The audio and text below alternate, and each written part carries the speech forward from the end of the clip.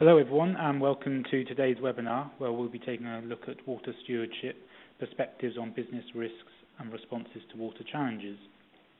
My name is Stephen Kennett and I look after the Built Environment and Supply Chain Working Groups here at 2 Degrees. I'm delighted to welcome our presenters today. We have Stuart Orr, Head of Water Stewardship at WWF International, and Claire Bramley, Water Stewardship Manager at WWF-UK. Today's presentation will last for around 30 minutes in all, which will leave us with 10 minutes for questions at the end. Before we begin, I'd just like to remind everyone that you can submit questions throughout the webinar using the Q&A box on the bottom right-hand side of the screen. Just type in your question and press send, and we'll wait until the end before answering as many as we can. As an aside, if you should have any technical issues during the presentations, please use the chat box on the right-hand side to send me a message, and I'll get back to you as soon as I can. So without any further delay, I'd like to hand over to Stuart, who's going to get us started with today's presentation. Over to you, Stuart. Thanks, Stephen. Hello, everybody, and thank you very much for taking time out of your day. Appreciate it. Claire and I are not in the same office, so we're going to be trading off the slides here. I will do a few and then hand them over to Claire. And as Stephen said, we'll take some questions at the end. I've got to start with a disclaimer, as always. I think what we're presenting here is really our take on stewardship based on our work around working with business over the last 7-8 years in water footprint, risk work, risk metrics, strategy, and of course experience in working with companies in stressed river basins. So it's really from that perspective that we put forward our view on stewardship, and I'm sure any number of people would have different perspectives, and we can discuss that hopefully at the end. But Claire's going to kick it off.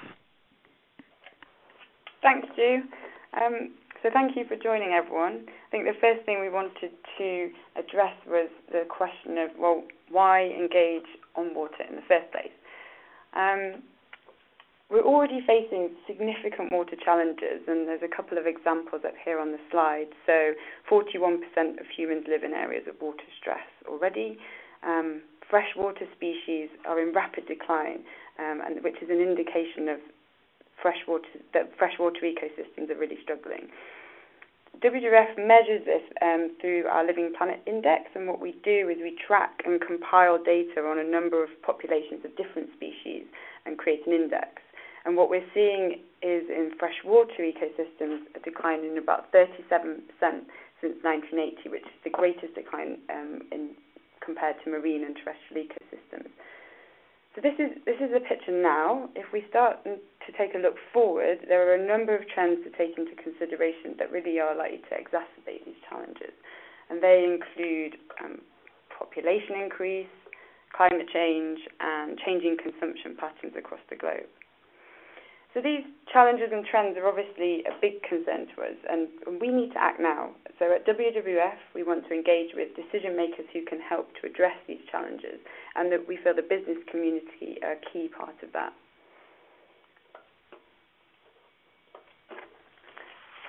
I think this slide is a great example of what is not an option.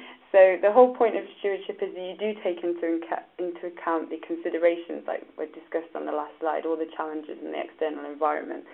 You can't immunize yourself from the external environment at all, as demonstrated in this picture here. So Stu, over to you. Thanks, Claire. I think if we take a step back to where we started on this, I mean, you know, as coarse as water footprint is, and, you know, as I'm not getting into a debate about the utility of water footprint, the fact is that when it first came out, it really allowed companies for the first time to say, you know, these are interesting numbers, but how much water do I use? What do I depend on? So I found that at that same time when the water scarcity maps were coming out from World Business Council, it gave companies the first chance to ever put their facilities on a stress map or start to ask a whole new set of questions. And in many ways, these tools, as coarse as they are and, of course, as useful as they are today or not, were nonetheless really, really important for us to start getting companies to start thinking about water in a very, very different way. And that has led us onto the journey that I think we find ourselves at now. Okay, Claire. There are a lot of examples out there in the risk literature. We're just going to give you a few. I think if some of you on the webinar have been following the risk literature that's been put out a number of years, a lot of cases. These are some examples we want to highlight. Our team in China, we have a number of people working on the ground, have been dealing with a lot of issues in the Yellow and the Yangtze River. The Yangtze River a few years ago faced some serious scarcity issues. And the interesting discussion that we had with government was really about how it affected shipping and transportation, energy production, of course agriculture, and businesses in the Delta really suffered from higher costs. And our work with the Chinese government has been very interesting because as they look to roll out a whole new set of river basin plans for the next 25 years and really start putting a lot of money into water, they're asking us, how does stewardship play a role in engaging with the private sector to help solve some of these problems? Because they have seen just how much GDP has been affected by water incidents. Okay, Claire? Of course, we've also had the recent droughts in Texas. You probably can't see it on the slide, but a river did used to flow through this picture. And of course, the drought had a huge effect on raising people's awareness about the connectivity of water. Certainly people started to get into a discussion of trade-offs in a way that they haven't before. So now you find yourself with coal-fired power plants not being able to go ahead because of high opposition from farmers. Inflation of wheat prices was extremely high. A lot of people had to absorb that cost. And of course, there's expected adjustments in allocation and regulation. Some people will get their water cut back. Some industries won't be able to go ahead as planned. And things like the energy mix in Texas is being looked at in a new light completely. So again, just a drought incident having a huge impact on a stressed environment, leading to a whole different set of risk questions for companies. Okay, Claire? Okay, so it's not just examples from agriculture that we're seeing as well. For the mining sector, water is a top priority, and there are a number of examples now where we're seeing mines that can't access reliable local water resources. And as a result of that, they're incurring significant costs to secure the water they need to operate. And this is a pretty compelling discussion. It's where investors are actually looking at the issues and saying, well, how can water impact directly onto business value? Another type of risk that we see as key as well is a reputational risk for companies, and that's for brands and suppliers alike. An example of this is the Greenpeace Dirty Laundry reports. They highlighted the problem of toxic water pollution from hazardous chemicals released by the textile industry in China. And Greenpeace within that called on governments to adopt a political commitment to zero discharge of all hazardous chemicals. And companies have got a role to play in supporting and advocating for these changes in policy, which is essentially the water stewardship approach we're talking about. The report here focuses on Tier 1 and Tier 2 suppliers, and we know a lot of brands do directly engage with those suppliers in their supply chain, but it does highlight the need that we can't just pay attention to how suppliers, what they're doing within their fence line, but actually how they are interacting with the wider community and catchment which they're operating in. I think for us, Greenpeace does a great job here highlighting the issues, and there's been some positive response from the clothing industry, but WWF are really wanting to see collective action together from the industry to sort these problems out. I think the other pressure we see is clearly coming from the banks.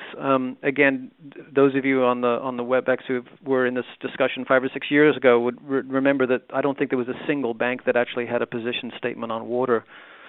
Today they all do. All are putting out reports on coal and water, or energy and water, or water scarcity and the impact to investment. And during that time, we've seen a lot more attention played to water through Bloomberg. UNEP-FI has also done a number of interesting reports on water and risk. And of course, CDP, which I think is a pretty interesting NGO, is putting a lot of pressure on companies through transparency and disclosure, and will, in the coming year or two, start to rank companies by their disclosure criteria and response. And I think that will really push companies to think more strategically about what it is they have to do and what kind of questions investors are going to be asking them. And as you can see from the quote down below from the last CDP report, there's a very high percentage of companies that are disclosing already to CDP that are identifying water as a substantial risk. So it is something that is hitting the bottom line now. It's not just something for the future. And the investors are asking some often naive but very important questions about how they will invest, who will they invest in, and what kind of guarantee are they going to need from companies before they sink a lot of capital in particularly stressed environments. Okay, Claire? This is a picture of a river basin. It doesn't look it, but it is. It's really the point we're trying to make here is that we can look at a river basin from a number of different angles. We can focus on wetlands within the river basin or agricultural activities. But for years, and we found that we weren't engaging the private sector well enough. And so the whole point of stewardship is how do you start to create a dialogue with all the users of water within certain basins or sub-basins so that we can together affect river basin governance. Because in the end of the day, it is river basin governance that is fundamentally, in most of these basins, incurring the risk onto these companies. But of course, stewardship suggests that we have to look not just at the companies located in this basin, but the role of supply chains and investment increasingly. So what we're finding is that in many river basins around the world, decisions that really affect the basin are certainly not being made at that location. They're being made somewhere very distant, and that is an important lever to bring in so that we can start to have a proper discussion about river basin governance. Okay, Claire? Again, we've put together our strategy and framework on stewardship. We present that here. There are a number of other models out there, but I think, quite frankly, they reflect many of the same aspects. We see that over the years, companies have embarked on, becoming aware of the issues, listening to what other companies are doing, listening to these external debates, reading the media, of course, understanding what's going on in water. And we have noticed a lot of companies doing water footprint work and water risk work in knowledge of impact, really starting to understand their dependency of water, and in many cases putting together some pretty interesting strategies. This is good stuff. It's really great to see companies take water seriously. It's good to see them start thinking about it more strategically. And this is, to a greater or lesser extent, pretty easy for companies. It's internal. It's about the efficiency of water as it comes in. It allows companies to focus on their product manufacture and ask and answer questions around their impacts. But if we start to think about stewardship, we also have to think about that very first picture, which is what's the context in which I'm sitting? So, Claire? And that is an external environment, which is one of collective action and ultimately influencing the governance of that basin. Now, I recognize that not every company has to take this journey in every location, and some will be able to be below the dotted line. But for a lot of companies we deal with in the food and beverage, clothing and apparel, mining, even IT, and certainly from the insurance side and investment side, are really pushing companies to think about this full range of actions. The important thing for us is that companies start to recognize the external world is very different from the internal. And so the questions that you need to answer are very, very different, and the things that you need to measure are very different. It's not just how much water you use. Externally, it's about how many people in that river basin have access to water. It is questions about governance and regulatory frameworks. It is questions about equity and sharing and downstream impacts. And that is really the full spectrum of what we see companies doing. Each one of these steps, there's a lot of information between them, but to our mind, this creates a nice framework for people to think about creating a strategy that takes into account all of these various aspects of their company and supply chain. Okay, Claire?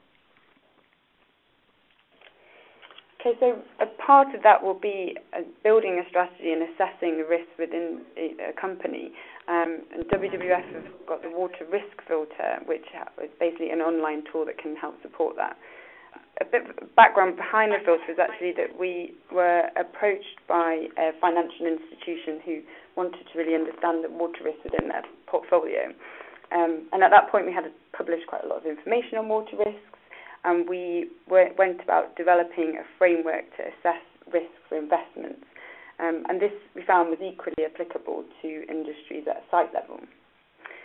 We then developed this framework into an online tool, which, as I say, is now freely available for any organisation to use. And it's based on a large number of data sets. A major component of that is the water scarcity data from the Water Footprint Network. But it also covers a number of issues such as pollution loading and climate change as well. most of the data sets are from peer-reviewed sources, but we've also developed some additional sets to add more depth to the tool, such as the country profiles. And the tool is actually constantly evolving, and we're improving it all the time. And there's a couple of add-ons which are in progress at the moment, which includes the addition of an agricultural commodity assessment. So basically, using the water risk filter can really help a company to get a first glance at the issues. It's definitely not about finding a perfect risk score. It's very difficult to do, but it helps to give a picture of the risk profile within an organisation. Also, on the site, it's really useful there's tons of detail and case studies about how to go about mitigating the risks as well. So if you haven't already had a look, we really recommend that you do. We've recently released a water stewardship brief, which really sets out what WWF means by water stewardship, and we'll touch on it a little bit before the end of the webinar. And what we want to do is, by setting out that definition, really drive action in basins which is meaningful and strategic. We felt it was a really good time to write a report, as this is a constantly evolving space and it quickly can be distorted. So within that, what we did was put a whole list of do's and don'ts which can provide some guidance on how to approach water stewardship. We've put a couple of them here in the slide. So one of the first ones we want to touch on is to create a strategy, and within that, make sure that it's transparent, robust, and that means publishing it on your website, as well as making sure that all the interventions within that are strategic. So that's about supporting initiatives that make strategic sense from the point of view of your risk profile, not just by taking any initiative that addresses water into account. Then we also encourage you to explore robust stewardship schemes like the Alliance for Water Stewardship and third-party certification before making any claims on water stewardship. A couple more of the do's and don'ts that we mention in the report is about engaging with others. So you can't ignore the external environment like the farmer in the slide we first saw. It needs to be about engaging with the catchment neighbours and your supply chain. You can't take the view that their water problems are not part of your core business.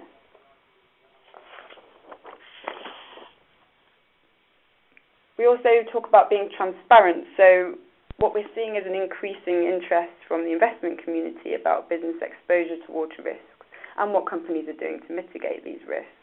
So do anticipate that there will be increasing expectations that businesses should disclose and be transparent, and don't think that water isn't material to your business or that investors don't care about these subjects, because they do.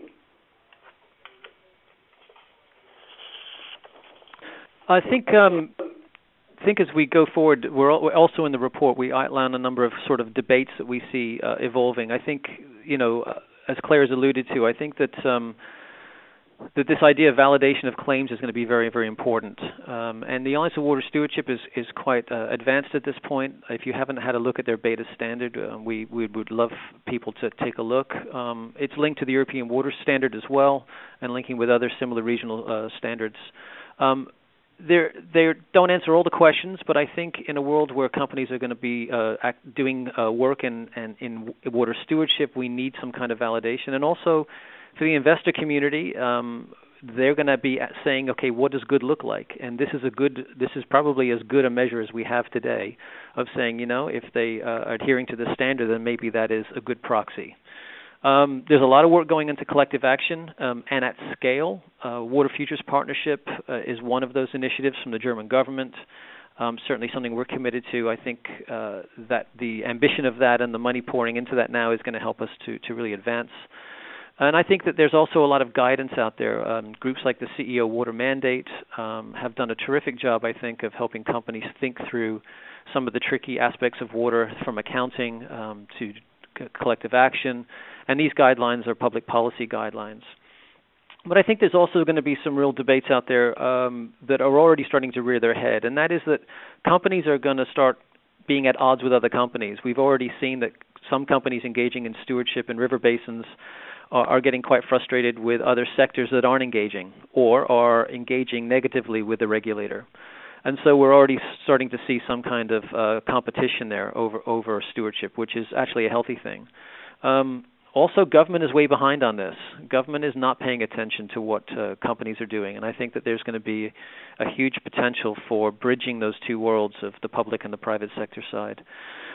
And, of course, something that was kind of run through this theme of this presentation is there's a lot of potential for greenwash in water. And while I appreciate that companies are going to want to look to differentiate around certain aspects of water, they're going to be challenged increasingly around their rigor and benefits to society. So it's just a little bit of a warning, I suggest. Okay, Claire.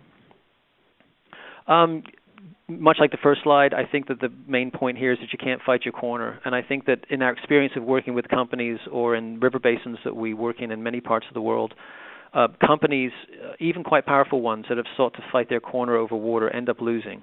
And I think that's the really interesting thing about this debate, that there's a vulnerability from water that just isn't there from other resource issues. And I think that vulnerability creates a lot of potential risks, obviously, for companies, but I think there's huge opportunities for us to start thinking about a progressive agenda with business in adding to the public good discussions on water. Okay, Claire? This is the brief that Claire referred to, and this, of course, you can be found on our website. We would welcome any feedback on this report and appreciate if you could take a look. And I think that's about it. I think there's some questions already coming in. Thank you very much. There's our contacts. If you need to be in touch with us or see our page on our WWF site, there's the link. So, Stephen, I think that's it. We're ready to take some questions. Great, fantastic. Thank you, Stuart. We've got plenty of questions coming in, and I think first of all, maybe if we go back to the water risk tool, Sure. We had a couple of questions come in around that. Mm-hmm. One was around what's the difference between this water risk filter tool and other water tools out there? Okay. I'll try that one. I mean, it's a tricky question because it's a long one. If you actually go onto the Water Risk Filter website, in one of the drop-down menus, there is a comparison of the different tools. A number of the risk tools out there today are really mapping tools. So they've got some very good maps, and you're able to overlay your facility onto those scarcity maps. The difference with our tool is that we don't just look at the basin that you're in. We also ask a whole set of questions about your company performance. So you get a vision of your company risk and your basin risk. And then it has a whole set of mitigation actions. So again, it's more of a metrics-based risk approach as opposed to a mapping function. There's some good tools out there. We collaborate as much as we can with WRI on their Aqueduct tool. And, you know, to be quite frank, we're just happy that companies use any tool. I mean, it doesn't feel like a competition to us. It just feels like we're trying to get as much information and as out there as possible for companies to use. So I do encourage people to look on the website for the comparison note. Great, thanks, Stuart. And a follow-on from that, someone's asking, do you see water risk filters being required in the future for businesses similar to CDP or ISO, for example? I don't know that CDP could say that you must use one tool or another. I don't think they can choose who they're going to align to. But, you know, you can already disclose to CDP, for example, through the water risk filter. So many companies have used the tool, store their data, and disclose directly. So we are trying to make those links. But I do think that some form of risk assessment, whether it's GEMI tool, ours, WRI, or other kinds of risk assessments, will become a requirement. Yes, I do think that some assessment will need to be done. Great, thanks, Stuart. And another question that's just come in sort of response to your first answer there is, how do the tools you've described differ from water footprinting tools, for example, waterfootprint.org? Claire, you're okay with me taking these? Yeah, no, go ahead. Okay, sorry. A water footprint is a very useful understanding of how much water you use. But the water risk work is really situating that water footprint into other criteria. So when we look at water risk, we don't just look at how much water you use. We're looking at the regulatory environment. We're looking at the weighting of your sector to reputational damage. We're looking at a lot of physical elements such as pollution and climate change. So there's just a vast amount of overlays. In essence, you're taking the footprint and you're situating it into a whole set of layers to say, okay, well, how does that footprint become a risk? Because risk is not often how much water you use. Sometimes the biggest risk incidents to companies have been in their facilities where they use the lowest amount of water. It's really down to a whole different set of questions around governance and regulation, much more than it is footprint. Great, thanks, Stuart. Another question, is cost of water the biggest engagement issue? It seems that this is a major driver, someone's saying. Well, water doesn't cost much. I mean, one of the big problems we have is that people don't feel the heat on water because it doesn't really cost them as an input. But I think it's the understanding that their value at risk is becoming quite real. So there's a lot of work now converting the risk discussion into, well, then how much does that mean as much as profit lost? And so in many ways, the answer to that question is not in the price of water, but at the value lost because of water incidents. Great, thanks, Stuart. And sort of following on from that, someone's asking, who should bear the cost of water stewardship? And should you look to apportion it along your supply chain? Well, that's a good question. Claire, you want that one? Yeah, I guess my first reaction really is that this is the interactions, the cost for water stewardship in terms of convening at a local level collectively is in terms of resource initially. And obviously that needs to be spread across all organisations that are working within a catchment, a supply chain. I think what's difficult then is saying that there needs to be a cost to a particular organisation. So I'm not being very articulate here, but basically I think what I'm saying is that the initial cost is in the resource, and what we're working on through things like the Water Futures Partnership is to try and help facilitate that kind of collective action at the catchment level, which would help to actually reduce the resource needed for water stewardship to happen on the ground. Yeah, I think that's a point worth reiterating. I think that's extremely important, that we recognize that the cost of doing a lot of this is too much for a lot of individual companies. And I think one of the things we're trying to do, as Claire said, is to reduce that transaction cost and that financial cost by getting as many together in the same basin as possible. Great, thanks, Stuart. Next question. So, do you have any tips on how to raise awareness of water risk issues within both your own organisation and then spreading it out down along your supply chain? Sure. I think that, again, when I go back to working with SAB Miller, I think that when we did the water footprint report for SAB Miller in 2009, it was probably more useful internally than anything else. It helped them sell the water story inside the company just by letting people know just how much water they actually depended on as a company. Nobody had ever thought about that before.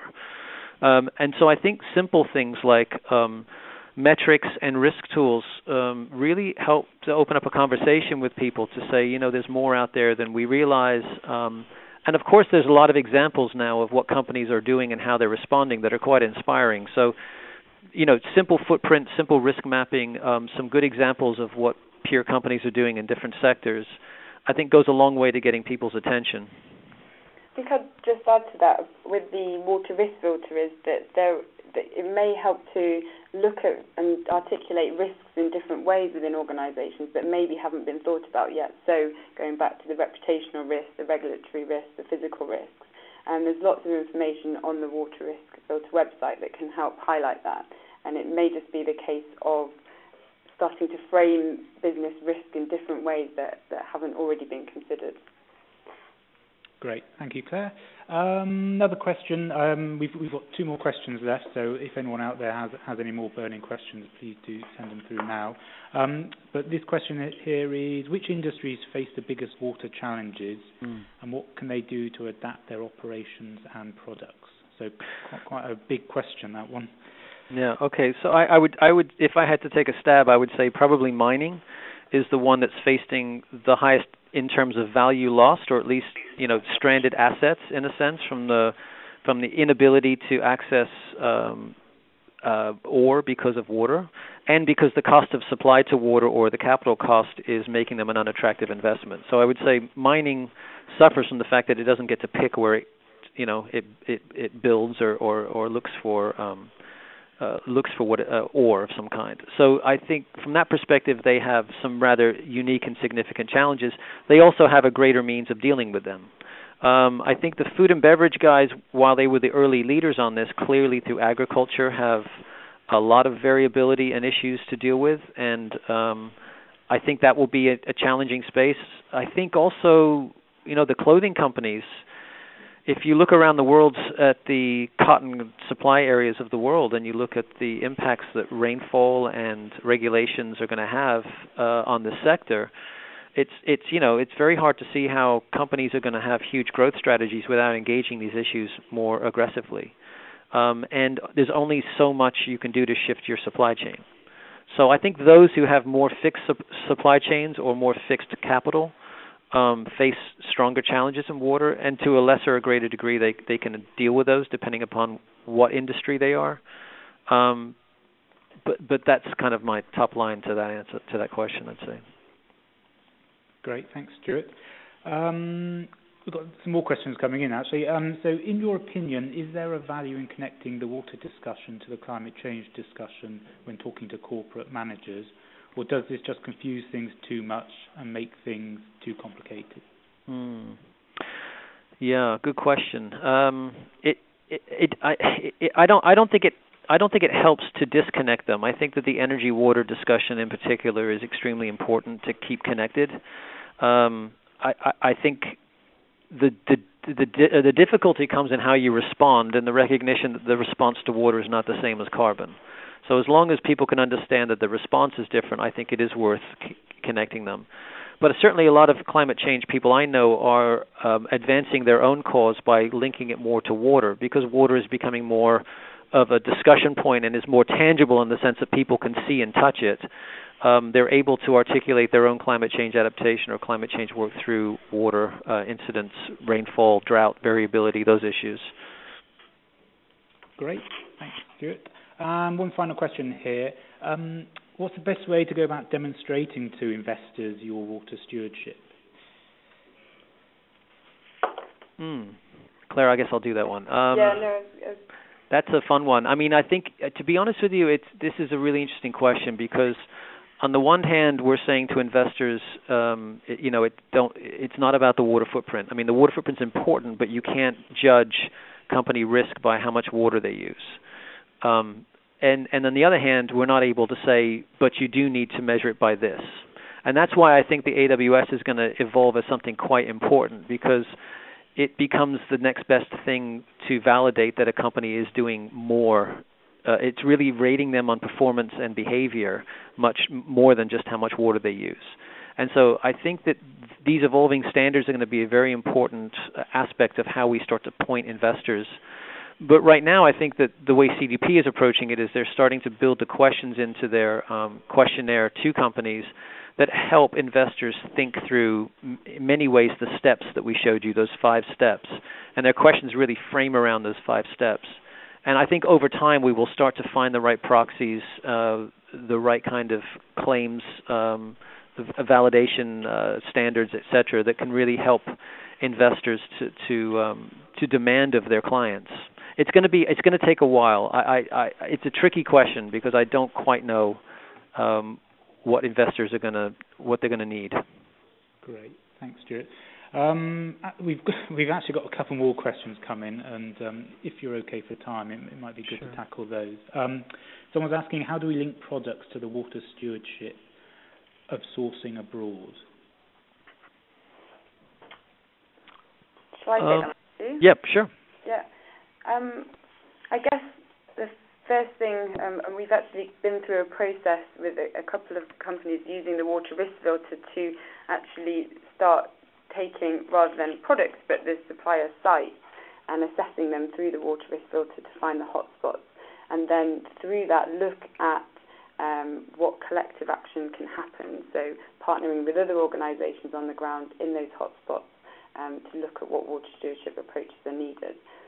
Linking directly back to products is a little bit of a different space for water stewardship. I think what we're looking at is really about moving to an approach of tackling the geographies rather than by product approach.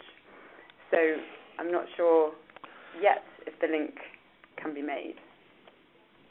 It's more about assessing suppliers and making sure the action is happening where, or suppliers or organisations in the supply chain, and making sure the action is happening there. Great, thank you, Claire. And another question here, I'm not sure if you'll be able to answer it, but can you name any companies that are leaders in the water stewardship area? Are there any companies that are pioneering the mitigation of global water challenges? Oh, that's always a tough question. I think, and to be honest with you, in our experience, often some of the most progressive companies are ones we've never heard of. They are SMEs in water-stressed environments around the world that just frankly don't have a choice. And so we've seen some very progressive companies that are very small or sort of national companies that understand this because they are from these communities, they live in these communities. I think that to be honest, it's really hard to say they're the best company, but a couple stand out. I think SAB have done a tremendous job in really understanding their risk from an operational perspective and focusing on those places that are of key importance. And I think that they have really tried very hard conversations with government over the need for investment, the need for proper regulation. They've even publicly come out. They were the first ones to come out and say, hey, we use this much water to make beer.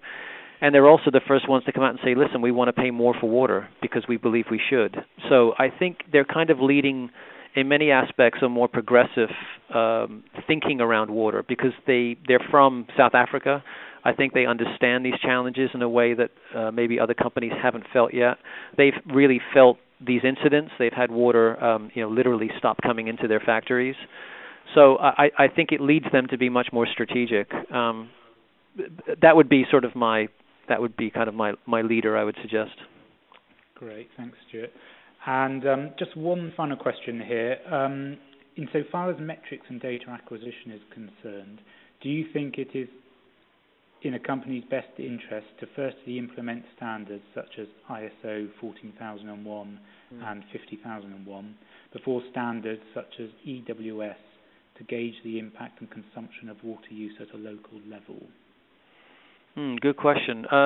Again, it depends on what you're facing. I mean, if a company is sitting in a river basin that's stressed and has some pretty significant challenges, then the ISO standard isn't really going to help you for much.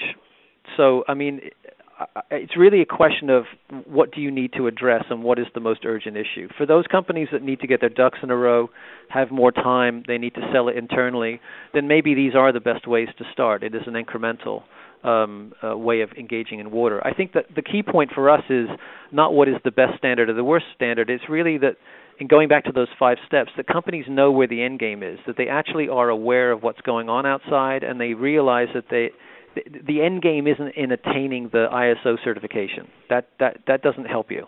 The end game is a continual evolving understanding of these issues internally and externally and making sure you're relevant to them.